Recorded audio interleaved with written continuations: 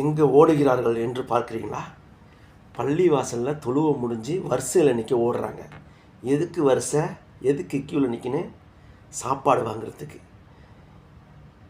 வாங்குறதுக்காக க்யூவில் நிற்கிறதுக்காக ஓடுறாங்க.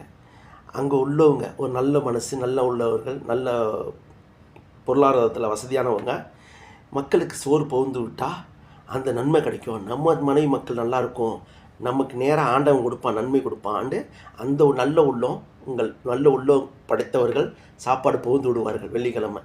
அந்த சாப்பாடை வாங்க நம்ம மக்கள் ஓடுது.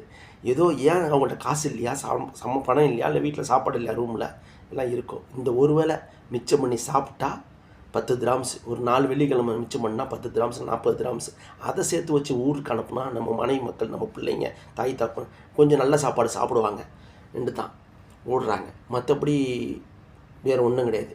இதுதான் வெளிநாட்டு வாழ்க்கை.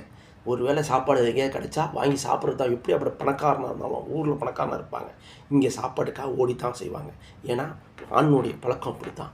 தனக்காக, தன் சுகத்துக்காக இங்கே வாழ்கிறதில்ல எந்த ஆணும்.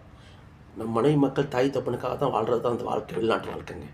இதுதான் ஆணுடைய வாழ்க்கை, வெளிநாட்டு வாழ்க்கை. ஓகே, பாய்.